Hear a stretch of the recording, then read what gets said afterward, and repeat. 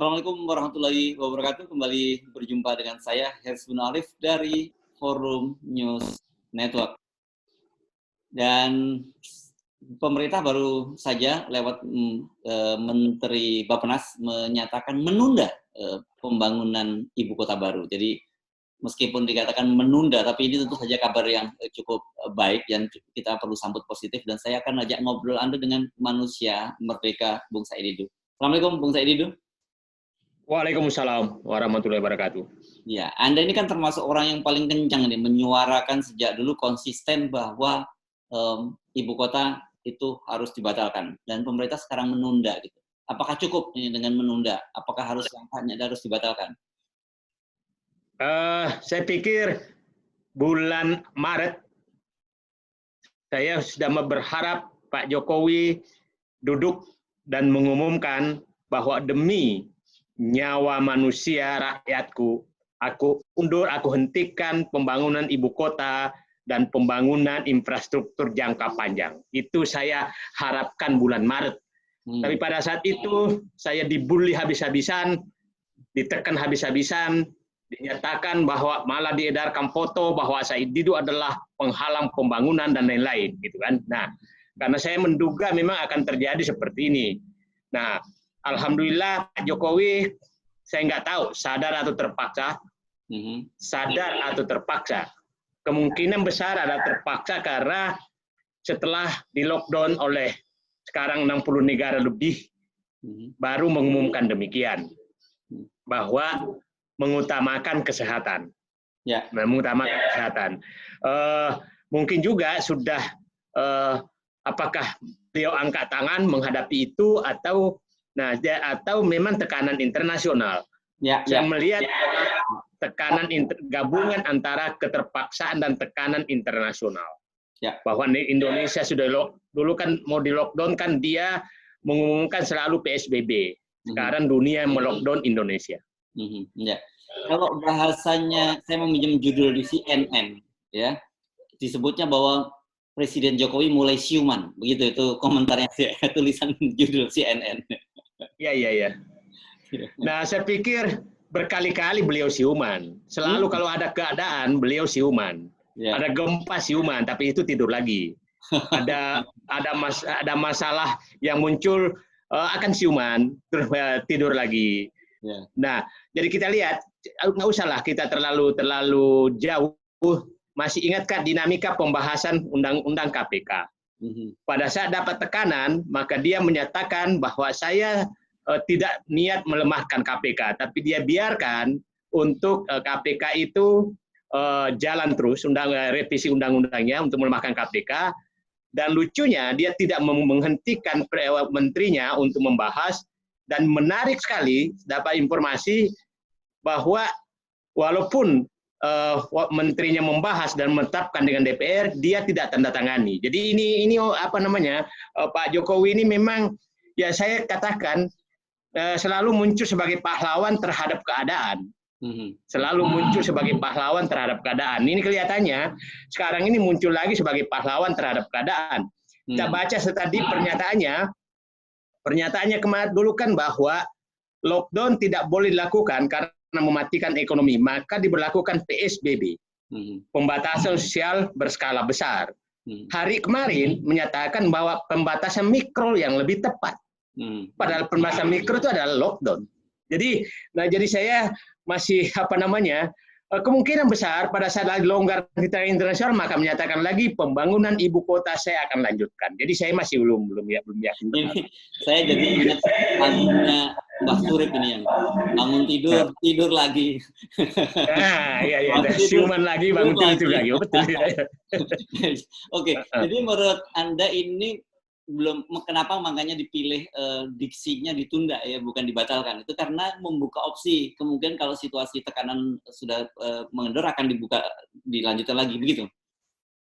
Saya sudah sulit sekali saya percaya apa yang dikatakan karena selalu berubah-berubah. Contoh saja Pak Mas Hersu, coba bayangkan dia menyatakan bahwa utamakan kesehatan daripada ekonomi. Tapi dia bubarkan Satgas Covid. dan dia membentuk tim ekonomi bersama Kofiq. Jadi Kofiq hanya dibawa tim ekonomi. Oke? Yang dikasih anggaran paling besar adalah ekonomi, pemulihan ekonomi, bukan Kofiq. Jadi dari segi anggaran, dia apa yang dikatakan mengutamakan pemulihan kesehatan, tapi anggaran dibawa ke ekonomi, lembaga juga dibawa ke ekonomi. Nah, yang menarik adalah yang dimasukkan pada tim ekonomi adalah tim Kofiq yang besar adalah dari Kadin, bukan dari masalah kesehatan. Nah, jadi apa ya istilah saya, tugas beliau adalah memberikan janji kepada masyarakat harapan, tetapi memerintahkan melakukan kebijakan yang berbeda dengan harapan yang diucapkan. Itu sering sekali terjadi. Nah, ya contoh penanganan COVID ini. Nah, jadi saya katakan penanganan COVID ini kayak seperti inilah selalu main dua kaki. Dua kaki ya. Contohnya main dua kaki. Contohnya begini. Saat memerintahkan dua hari lalu kalau tidak salah menyatakan bahwa utamakan kesehatan dan seluruh Pemda mengutamakan kesehatan daripada ekonomi. Itu pernyataan yang dikeluarkan. Ya. Tapi pada saat Anies Baswedan menindaklanjuti itu dengan mengatakan bahwa PSBB diperketat kembali, bukan new normal. Ya, ini kan sekarang new normal, bukan PSBB. PSBB diperketat kembali, malah menterinya memarahi Anies. Ya kan ada dua menteri memarahi, satu wakil menteri. Dan buzzer berengkotnya buzzer keluar memarahi Anies. Nah, terus di saat yang sama beliau mengubah lagi bahwa PSBB lebih pembatasan mikro lebih bagus dari PSBB. Jadi saya menyatakan ini main dua kaki. Jadi umpamanya begini. Kalau Anies berhasil mengendalikan COVID dan ekonomi tidak terganggu, maka mengakui bahwa ini atas perintahnya. Oke? Tapi kalau gagal, maka mengakui bahwa menteriku sudah mengingatkan Anies dan atasan menteri adalah saya. Jadi ini sama sekali ya pemain dua kaki.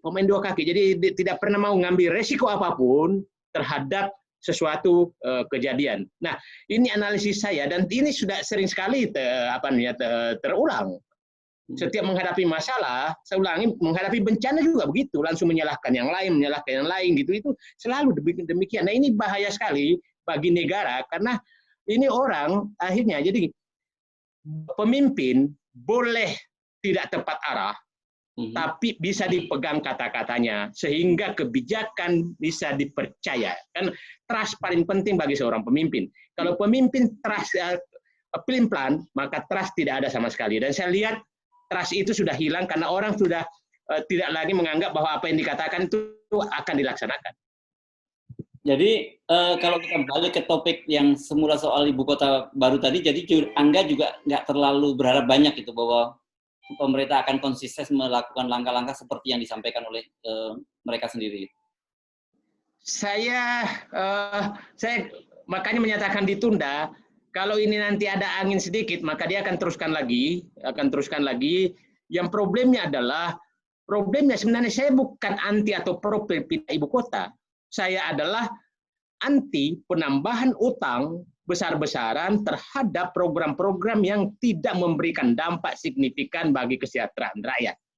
Itu sebenarnya. Jadi kalau ibu kota pindah bagi saya sih normal. Kalau ada uang, nggak ada masalah. Kalau ada uang, kan nggak ada uang, dia mau ngutang. Kalau nggak ada utang, maka dia menjual. Nah, mereka punya konsep bahwa itu dibangun oleh swasta, kemudian ibu kota ini negara menyewa ke swasta. Jadi yang saya persoalkan pemindahan ibu kota, Mas Hersu, ada dua hal.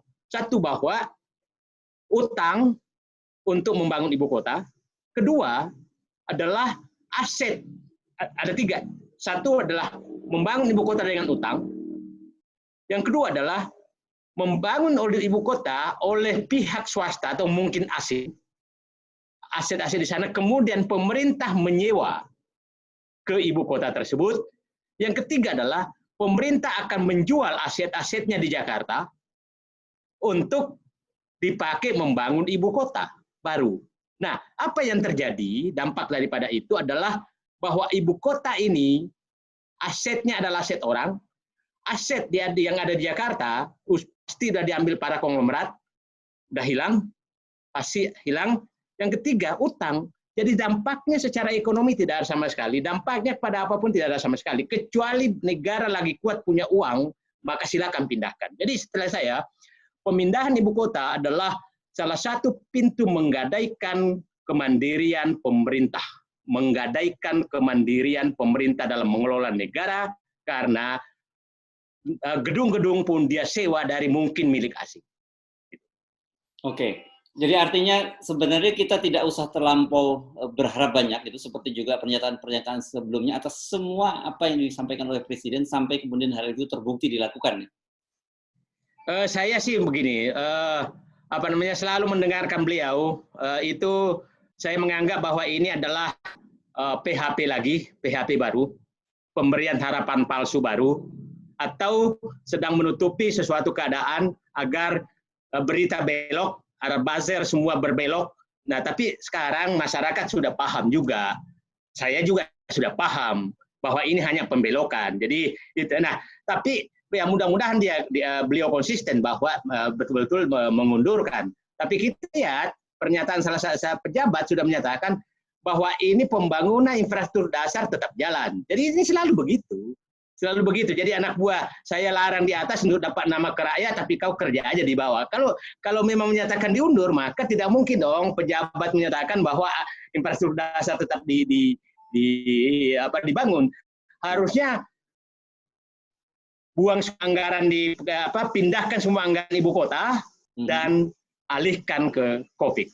Itu sebenarnya, tapi kan aneh. Nah, dan anak buah yang menyatakan bahwa pembangunan tetap jalan, infrastruktur dasar tetap jalan, itu kan tidak ditegur. Iya.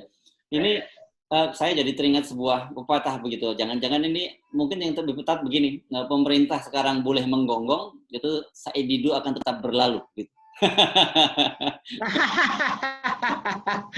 Ya begini aja lah. Minimal bahwa ini kan direkam, jejak digital ada gitu ya. Kalau saya salah ya maklum, data saya kurang dan saya bukan mengambil kebijakan, tapi minimal kita sudah suarakan jalan yang benar seperti apa, itu saja Mas Heru. Ya, jadi mau dijalanin mau tidak, apakah itu cuma pencitraan atau apapun, itu kewajiban Bang Said Didu untuk mengingatkan sudah dilakukan gitu. Jadi kalau ada dosa, nggak ikut nanggung dosanya lah gitu kira-kira ya. Ya. Jadi saya katakan begini. Kebijakan adalah pilihan. Kebijakan adalah pilihan. Pilihan selalu ada resikonya. Ya. Nah, di situ dari dia pemimpin yang pilih mana, apakah legasi dirinya atau kesejahteraan rakyat. Itu pilihannya. Nah, saya melihat Jokowi ini lebih mementingkan legasi pribadinya. Legasi pribadi itu maksudnya kebanggaan pribadi yang akan ditinggalkan setelah presiden, setelah menjawab presiden, daripada kelangsungan jangka panjang rakyat, bangsa, dan negaranya. Nah, berbeda sekali dengan pemimpin. Kalau pemimpin yang ini adalah dia akan mematikan legasi dirinya untuk keselamatan negaranya. Dan saya pikir pernah dicontohkan ke Habibie 98, dia sendiri yang menandatangani pemberhentian PTDI dan program N250 dan N2130 demi menyelamatkan negerinya. Itu baru pemimpin. Itu baru pemimpin. Mematikan legasinya, kepentingan gengsi pribadi, gengsi pribadinya dia demi kelangsungan bangsa dan negaranya. Iya. Itu pemimpin. Kita tunggu saja apakah kelanjutannya seperti apa. Tapi tentu saja sikap Anda dalam posisi yang sama, bahwa pembangunan proyek mercusuar yang berupa legasi harus dibatalkan demi kepentingan kesehatan rakyat. Itu ya, standpoint Anda. Oke, baik. Terima kasih, Bang Said Didu. Assalamualaikum warahmatullahi wabarakatuh. Oke, waalaikumsalam warahmatullahi wabarakatuh.